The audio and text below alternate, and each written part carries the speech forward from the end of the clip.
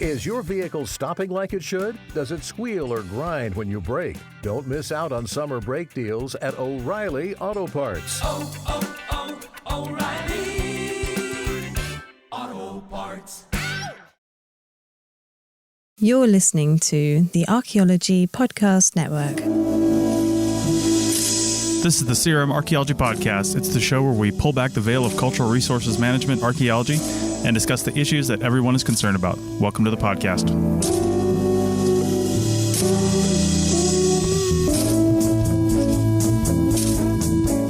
Hello and welcome to the CRM Archaeology Podcast, episode 280 for January 10th, 2024. I'm your host, Chris Webster.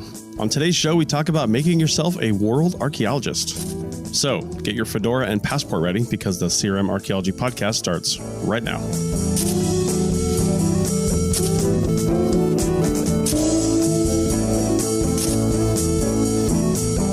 Welcome to the show, everyone. Joining me today is Bill in Northern California. Hello. And Heather, somewhere in the northern Midwest, not California. I don't know if you want to tell where you're at. Chicago, that's right. Chicago. There you go. That's where I'm from. I'm a Chicago girl originally. That's right. That's right. You escaped the crazy, wet, ridiculous wave weather they're having down in Southern California for snow instead. There you go. Right. Yeah. All right. Well, just to let the audience know, we are recording this on the last day of the year, 2023, December 31st. And I know this comes out on January 10th. So I just want to let you know that we do record these about a week and a half ahead of time. The significance of that is if you follow our socials, you would have seen this towards the end of the year. But we hit for the first time in the just over 9 years of the Archaeology Podcast Network, we hit 1 million downloads in a calendar year, which puts us somewhere around 8 to 9 million downloads total for the whole network. Of course, the life of the network, but that's the first time we've hit 1 million downloads in a calendar year. Wow. And that is just nuts. It's really crazy. So thanks to everybody who's listening for, sharing this and letting other people know about the podcast, because every little bit helps. And this is kind of a small show on the network because, well, it's a niche topic and a small audience. So, yeah, but every little bit helps and we really appreciate it. So, Bill, did you ever think we would be talking about 1 million downloads when we started this program? I didn't think there was enough people who wanted to hear about real archaeology, because we don't have any magical cities or, we never discover anything. Aliens never do it on our show. So I was surprised that people wanted to hear about actual archaeology, but it's amazing. It's great. Yeah, indeed. In fact, I'm at my brother and sister-in-law's house and there was a documentary being played on TV. I think it was from Netflix or something like that, called Encounters, all about UFOs and aliens and stuff. But this one guy was on. I just got to say that since we're in the Christmas season and we're talking about aliens, he brought up, he was like, he reads his children a Bible passage every morning, by the way. This is where the guy's coming from. So he's very religious, very Christian, but saw these lights in the sky in Texas, and a whole bunch of people did. Apparently it's a big, well-known event back in like the 90s or something. And he's got his kids believing, and himself, that Jesus was probably an alien because he came down to this planet, to save everybody and came from somewhere else. So he was probably in reality an alien, not a human, and really believes that. And it's kind of an interesting viewpoint, though, because, you ask people that if aliens do exist, which more probably they do, but can they get here? More probably not. But even if they did, did God create them too? Does Jesus save the aliens or just humans? I'm going to say yes, right? I'm going to say yes, because at the end, there's going to be someone with this old book checking off all the bad stuff I did. And I want this to be a day where I did good. So I say yes. I say, they were created, and yes, I agree. Well, there you go.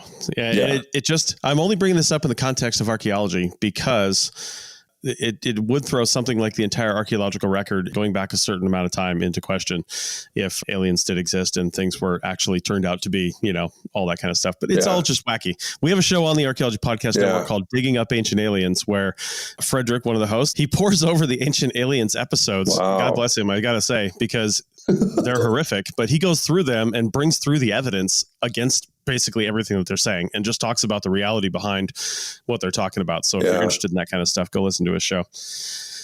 All right. So with that, we're just kind of chatting about the end of 2023, the beginning of 2024, the winter, moving out of the Christmas season. I mean, you're listening to this in what's becoming the middle of January, one of the coldest months of the year, January and February typically. And so you're either lucky enough to be doing CRM right now and having a job where you're doing some lab work, or maybe you're in a region where it doesn't really get a winter and you can work outside. At least the snow's not on the ground. That's really all that matters. It can be cold. It doesn't matter how cold it is. But if there's snow on the ground, it makes it difficult to do survey. But if you're in one of those areas where you can still work, then great. And that's one of the things we were talking about. Like, we used to have conversations on this show around this time about, what do you do over the winter? And that 2-3 months where you're off and you had to save up money for. But I'm just hearing chatter just anecdotally online. A lot fewer people are actually off for the winter these days. And I have a feeling it's due to the fact that, there seems to be fewer people in the field. I think, Bill, you brought that up. And also, there's just bigger and bigger firms that are running the shows these days, and a lot fewer smaller firms, which means that the bigger firms, they can either afford to keep you doing stuff over the winter that maybe not related to archaeology, or they've got the work in places where they can shuffle you around and move you to where the work is. And they're more diversified too. I think, and Heather, you mentioned something along those lines. So Heather, go ahead. Yeah, I was just going to say that this is a good reminder for those that are in areas with cold weather climates that think that they are limited by their geography as to the amount of work that they can do. And that's really not true. I think if you have worked in that area for a very long time or a decent amount of time, you may not realize that, there obviously, we all know there's a shortage of archaeologists right now. And so, if you're working for firms, the firm that I work for, it's not that much of an extra expense to fly somebody somewhere. So, really, you're still putting people up in a hotel. You're still giving them per diem and mileage and all that sort of expenses. So just having an airfare somewhere is not that big of a deal, right? If you have a large enough project where you're spending money on hotel and per diem, spending the money on airfare is not that much of a difference. And so it really opens up your potential employment opportunities. And, I hope everybody keeps that in mind. Yeah. Everybody should be able to work year round now. Obviously there's some limitations, personal limitations that might prevent you from being able to travel too much. But if you do have that option to travel, and it doesn't have to be for months on end, it can be for, especially if it's an assessment based work where it's not monitoring, you come in for a couple weeks and you're back home. So that's becoming, I think, more and more prevalent now, because it's difficult if as firms move into more and more geographies, they come into an area, they don't know who the technicians are, which is also too bad for the local technicians, but it just opens up your possibility of employment. Yeah. So make sure that you're casting a very wide net and that you're preparing ahead of time, that you don't get to the winter and now you're like, oh, okay, now I need more work. Start putting your name out and your resume out to places around the country and places maybe that you would like to gain experience in. Yeah, that's excellent advice about preparing for the downtime in the winter, because I remember when I first started doing cultural resources, I didn't do that. And so there was always a time around, December, January, February, where I was essentially unemployed, right? I was living in Idaho at the time. And so it snows, there's no survey. It's really hard to dig because the ground freezes in a lot of areas and stuff. And so, there was this time where you're just kind of scrambling, looking for work, but of course everyone else is in the area. And so it's just really kind of hard to make that shift. Whereas if I had known other ways, then I could have left and gone to a place where it was warmer and where things keep going. I mean, in Arizona, the winter's a great time to work, but it always seemed like it was slow for some reason. And I was mentioning this before we started the show. Maybe someone can talk about this end of the year phenomenon where the companies where I was working at, they were always kind of like, well, things are kind of slow right now, even though it's the best time to work in Arizona. And then the worst time to work outside in Arizona, it was when we were absolutely hustling to get things done in July and in August, right? In June, when it's boiling hot outside, that's when everything was booming. And so I always had these questions about, well, what happens at the end of the year at a CRM company? Why is it that all of a sudden there's this rush to get certain contracts done and there's, fewer contracts and stuff. And so maybe someone who knows more can tell us a little bit more about that. Well, I'll say as far as the timing that is a major frustration because, we have projects quite a bit in the desert regions of California and Arizona, Nevada. And it is, you always have that question, why are we working in the height of the heat? And, the timing of field work has very little to do with the CRM company. It's very much, unless the CRM company is not all that organized, but for the most part, it's really based on the client's need. And I mean, for me, I can speak on my end. Once we get authorized to do field work, we're moving as quickly as we can to do that field work. Yeah. We're not sitting back and say, okay, well, let's wait until the weather's better, because I don't know any clients really that are willing to just let us wait until everything is a rush, right? Until it's a hurry up and wait on the client's end, right? And they're like, yes, let's go. And then all of a sudden you have a lag, or the authorization for the larger cost of the field work doesn't come in. So I think a lot of times it has nothing to do with the actual managers from the CRM side. It's usually client driven. The schedule is, at least that's what I experience.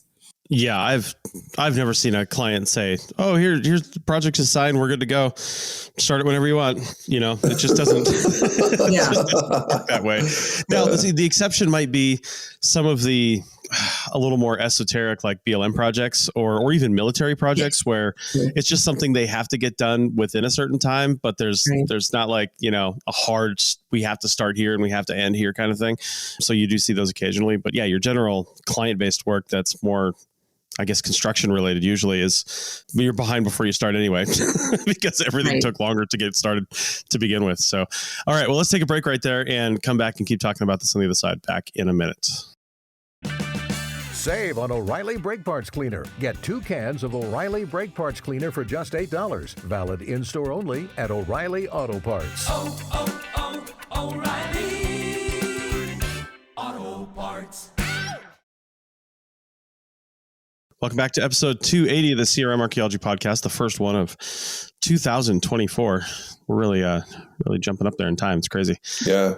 I know. I'm glad they don't see our face. We're just aging away.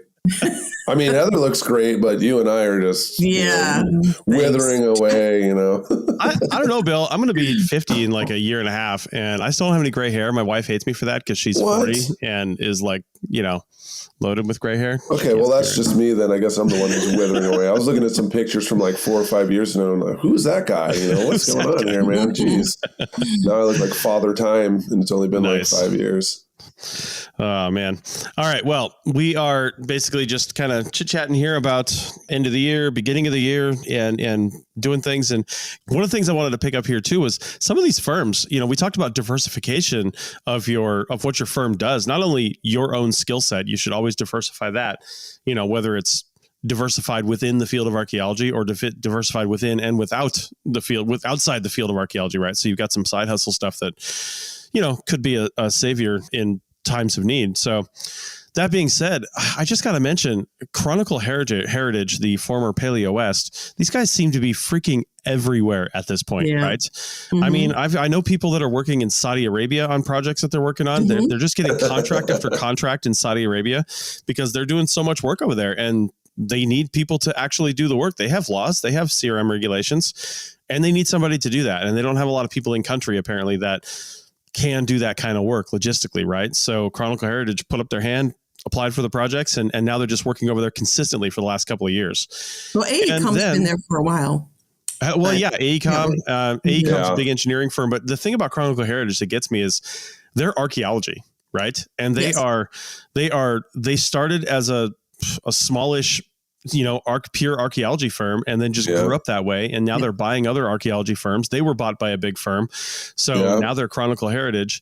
And one other thing I'll mention real quick before Heather jumps in here is the reason I'm thinking about them right now is I saw an article on Apple News just the other day about, I don't know if you guys know that horrific show, The Curse of Oak Island, where they're trying to find that treasure up in Nova Scotia. Oh, yeah. It's like for 10 years or whatever it is, they just keep digging, saying, I'm sure we're going to find it this year. They just keep digging. But people keep watching. So. I mean, I actually met through this other business that I do a producer on that show. And he said, he said, off the record, because I'm not going to name him, but he's like, they do find treasure every year. It's in their bank account every year. They find treasure. Totally. Yeah, I bet they do. So anyway, the thing that I thought was interesting is they named, this article was talking about an archaeologist that was on the season that was just released, apparently the most recent season, whatever that is. And they did this little bio on her, and she's an archaeologist with Chronicle Heritage.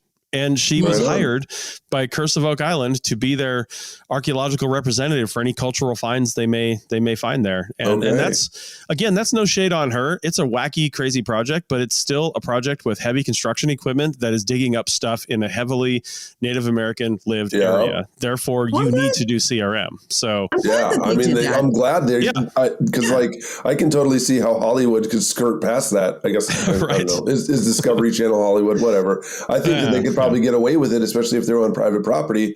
But interesting times now that these shows do have consulting archaeologists on board. Yeah. Yeah. I think, there's been a few shows, right, that we've seen come along that really came under fire for doing some inappropriate things. And so I think that it's a small cost to limit their liability in that way. So the show gets canceled when we watch them, rip burials and stuff like that. They just, And then, just some background, I can't share a whole lot, but, Saudi Arabia, I did some consulting there. So they had academic archaeologists out there. And unfortunately, they had some stealing of some artifacts. And, foreign archaeologists were coming in and they were taking artifacts and taking them back. And I'm thinking to myself, of all countries, that's one country I wouldn't mess with. Like I wouldn't be, I don't know what that person was thinking, and I don't ever know what happened to them, but I don't think I would, if I'm going to steal artifacts from anywhere, it certainly wouldn't be Saudi Arabia, but the repercussions there are just not worth it. But so in the beginning, even a couple of years ago, they really didn't have any cultural resource management regulations or laws or anything like that. For a long time, it was just academics that were coming in and doing that work. And so they were looking around specifically at the United States and looking for opportunities to create a heritage management program. And they literally in 2 to 3 years have gone on super drive. I mean, and have created what they have right now. And it's still, evolving. But when I was acting as a consultant and creating, working with them to at least get an idea of what it was that they're going to have to do in order to create a workable program. AECOM was out there at the time. And then you're right, all of a sudden Paleo West or Chronicle Heritage went out there, but they were really desperate for archaeologists that were coming from the CRM side. They realized that the academic archaeologists were a different sort of archaeology. And so they were looking for something that not only would help them manage and set up regulations to protect their heritage, but also to use that heritage while they're protecting it to also create tourism. And so, that business side of things, everything is a business right now in Saudi Arabia. The whole thing is about, gating tourists. So Chronicle Heritage jumped in and they got a piece of the pie, but they're not the only ones, but they are growing exponentially because of it. Sure. But there's other people that are involved. They're not the only ones. I mean, this is something too that I saw. I used to work for a company when I first moved to Tucson, and they had projects in Senegal, and I was just so pumped up for the chance to, go and work on these international projects. And then it just kind of turned into, the people who had PhDs and the ones who were buddies with the owner, they were the ones who really got to go to Mongolia and Senegal, and the rest of us just got to go to Parker, Arizona to look around, So we didn't get to do any of that kind of stuff. But I saw back then the total potential because, UNESCO has laws, the World Bank and the IMF, they have laws on, disturbing cultural heritage and stuff. And, the rule is that it's supposed to be conducted by the country that the project's going down in, if it's funded by the World Bank or the IMF, or the country who's doing the lead on the design or the construction, whichever has more stringent cultural resources laws. So I can absolutely see how these companies from all around the area that are working on these infrastructure projects in Saudi Arabia, they probably in the void when they don't have cultural laws, folks could get away with a bunch of stuff. Now they beef up their laws, and their laws are more stringent than these other construction companies or other contractors they've hired. And so now they're doing, they've increased their CRM nexus. And so the prime candidate are European countries in the United States that have CRM already built, that have folks that know how to do it. So do you ever see a kind of like endless summer type of job where you could just, oh man, we're working over here in California now. Oh, we're headed to Florida. Oh, now we're off to, Nigeria. And then we're going to head on back around to, Indonesia. And then we're back in California. Do you see that kind of happening where people can just kind of go around the world, Northern Hemisphere, Southern Hemisphere, just traveling from project to project? And like, how would you craft that dream job? Because I can see how folks would get burned out going to, the middle of Kansas and then moving on to Iowa and then moving on to Missouri and being like, gosh, when is the end of this digging shovel probes? But what if you could level up to the point where you just travel all around the world and do archaeology? I mean, how could you build a career like that? I've never even envisioned that until just now. Well, it definitely have to have a nomadic sense to you. You have to be okay with doing that. But I think there's a lot of us in this business that actually that's part of the attraction of archaeology, is that nomadic lifestyle, so to speak, if you can afford to do it, right? It's hard if you have a family. But I think that there's so many countries out there that do not have proper heritage management programs, being protected by UNESCO and everything. That's just, it's like comparing areas in the United States that are really just have the federal laws and don't have many state laws. It's a world of difference between a place that is only protected by federal laws and, let's say, California. So, there's so much growth potential. I do think that hopefully there's going to be some controls there, because you do need people that are going to be, you can't have just people going in and doing work and not having any experience in the region, or at least being supervised by people with experience in the region. So hopefully, as these heritage management programs grow, that there is some structure in there to make sure there's oversight by people who really do know the area and know the region. What was interesting to me when I was involved in this in the beginning, and I could have gone to Saudi Arabia, but at the time my mom was ailing and I didn't want to leave her for an extended period of time. So I chose not to do that. And what I did was just from a remote spot. But Saudi Arabia was focusing on, so they have careers that are based on sex. So you have males tend to have one type of career, females tend to have another type of career. Some of that, a lot of that is because you're separating the sexes and not having too much intermingling, although some of that is changing now. But even when I was working just a couple of years ago, the idea was that archaeology was going to be a female-based, which I thought was interesting, a female-based discipline. I don't know if that's where Saudi Arabia is still going. It seems like, and their ambition when I was working with them was that they wanted to train their own people so that their own people could do the archaeology, and that eventually Americans, it wouldn't be the Americans or Westerners that were coming in and doing the archaeology, that they were being trained, they were training their own people to do it. And then eventually they wouldn't be dependent on foreigners coming in. That's the brilliant pathway to be, self-sustaining and also build up your own infrastructure. To me, it just seems like this is like a prime position for like folks who are PhD students, right? Because I can see how in the beginning, because you are kind of the person who has to come in and work with, local folks who have that cultural knowledge, but also have that knowledge of the archaeology. So I can see how they'd be more willing to hire people with PhDs, because that whole, degree thing going on, right? But I can absolutely see how once it had been started up, then it would be a similar tier here, where there's folks that are from those local countries, there's folks that have masters and other things, and it kind of turns into a different image of what we have here. So it just envisions like that would be the easiest pathway. I would say yes. I would agree, but PhD, it's not going to be able to come from just an academic sense. Yeah. They're going to have an understanding of the regulatory side of things. And this is where, we harp on this a lot, but this is where academics are going to have to start opening up their minds to understanding the regulatory side of things, because if they're going to be involved in these countries, that's where it's going. Well, some other day we'll talk about academics and where their heads are. I do think it's an optimum. It's a great opportunity. But I don't see any universities are not thinking about that or thinking. So, folks, I've said it many times, like, you won't see any change come from a university. You're going to see it come from the industry and from the students and people, new hires and everyone else. You will never see academia change its gaze from anywhere but its belly button. Okay. Well, on that cheery note, let's go to the segments and we'll come back and wrap this up on the other side. Back in a minute.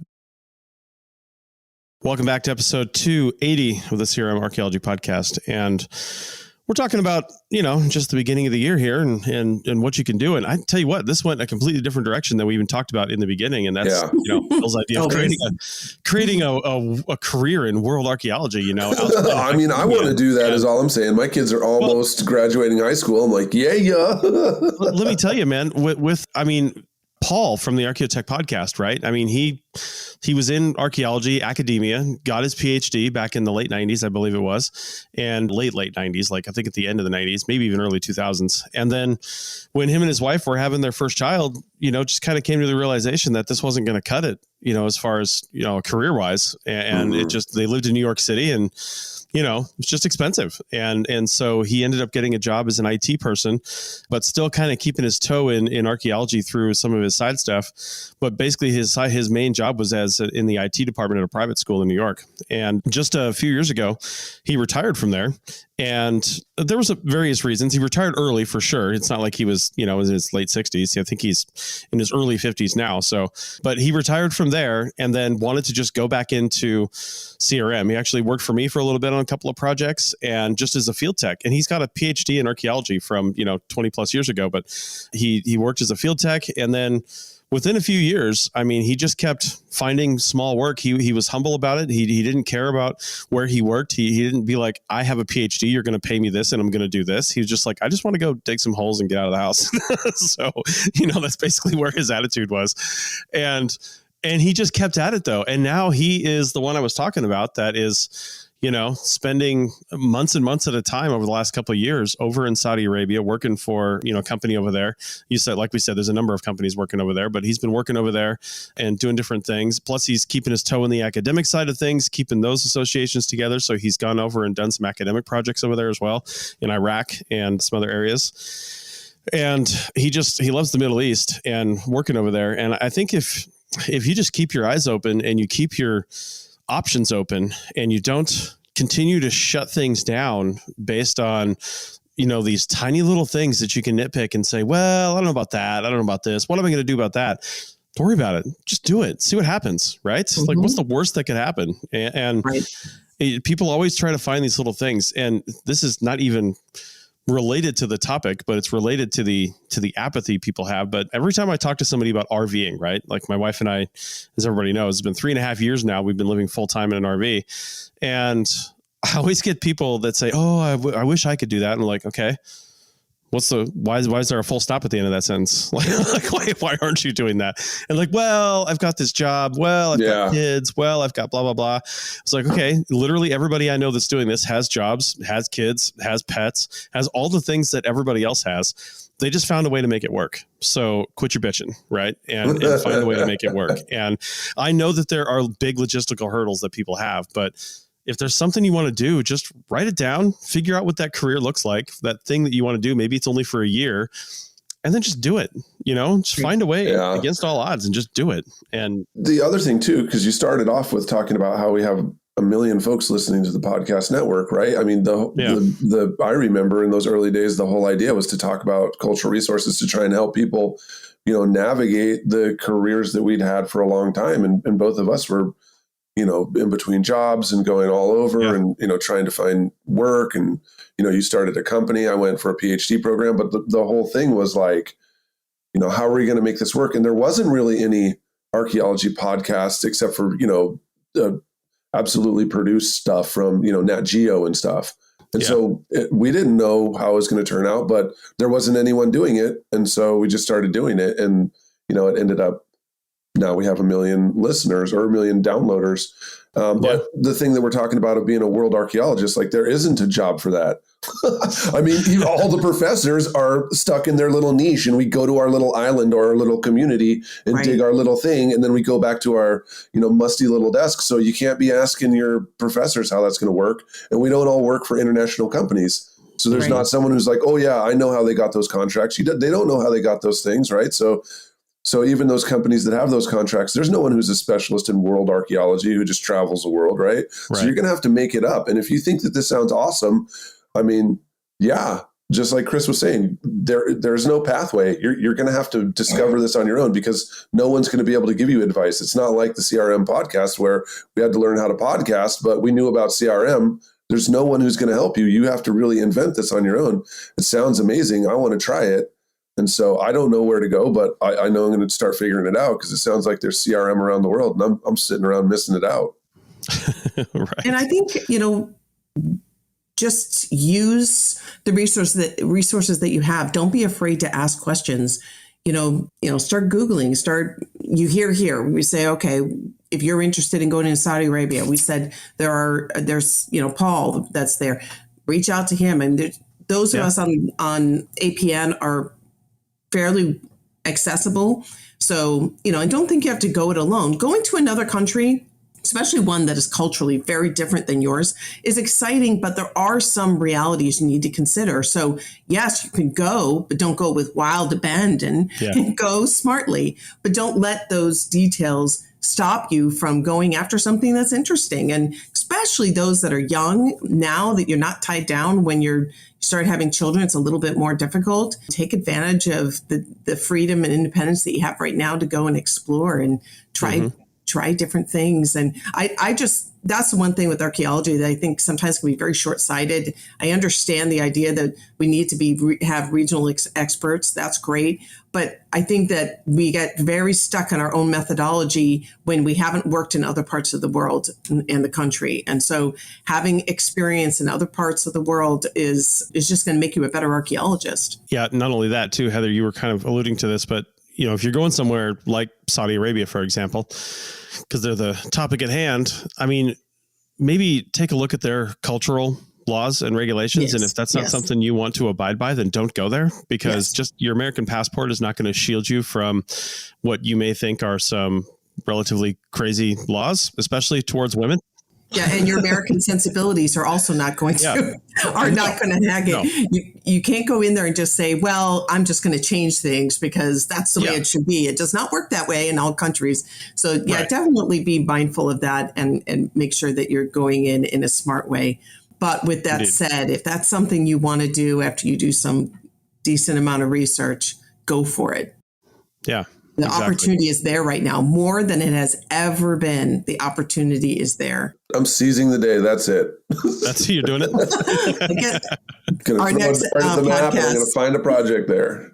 Nice. Yep. Nice. Like I said, you always have to be culturally sensitive. Like every time we drive through Texas, I buy a gun rack at the first store on the side. I put up a rifle, and then I give it back when I get to Louisiana or New Mexico. Yeah. Well, New Mexico, I think you got to keep it there too.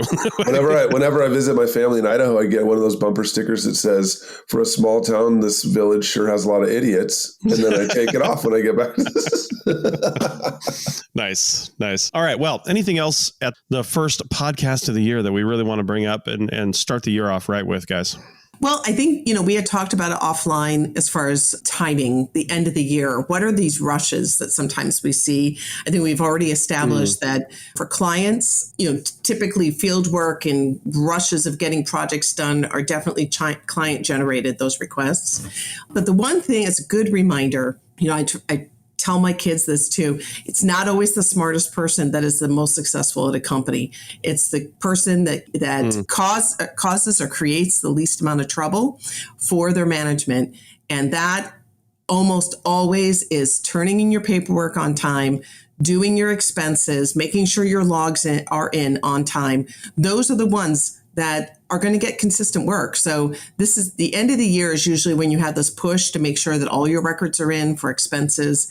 And if you just a word to the wise, especially for those that are starting off in this business, there's a lot to keep track of.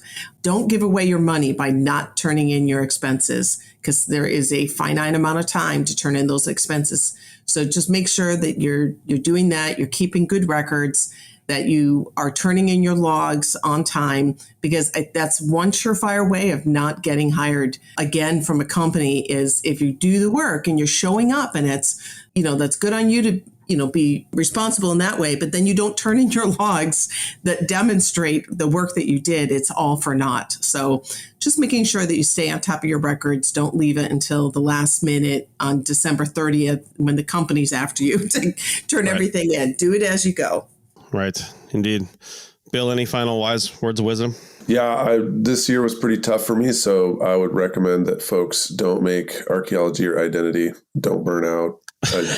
It's phenomenal what happens when you hit the wall. It's pretty disastrous, right? So don't let this be the only thing in your life. It's good for you to work for your career. It's good for you, but definitely find something else that makes your life worthwhile and enjoyable outside of archaeology. Yeah. I'll echo that too, because don't make fieldwork your identity, right? A lot of people make fieldwork their identity, like, oh, I didn't dig a hole last week, therefore, who am I in this world, right? I'm nothing. And that's not necessarily true, right? A couple of years ago, I probably worked my last project for a while, to be honest with you. The last project my company is going to do anyway. I might do some other stuff later on, but I made the conscious decision not to seek any more work, really, field work for my company, only because it wasn't fitting the lifestyle that we had and wanted to have, right? So it wasn't fitting that anymore, and it wasn't conducive to the way that we wanted to live. So I started basically increasing my activity in some other areas and some other work that I was doing that's kind of outside of archaeology.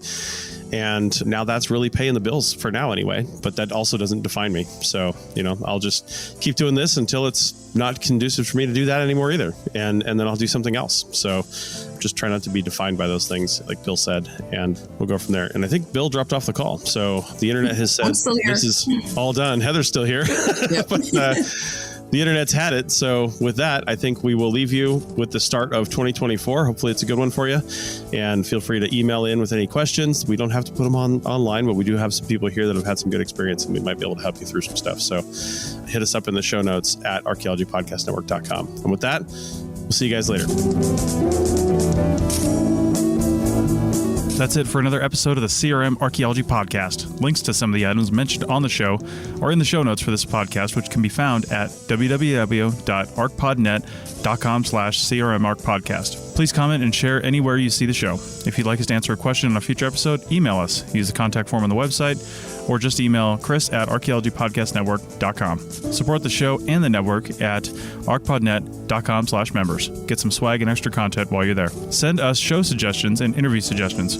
We want this to be a resource for field technicians everywhere, and we want to know what you want to know about. Thanks to the listeners for joining me this week. Thanks also, wow, I just totally screwed that up. 2024, off with a bang. Okay. Thanks to everyone for joining me this week. Thanks also to the listeners for tuning in, and we'll see you in the field. Goodbye. Goodbye. Happy New Year. Happy New Year.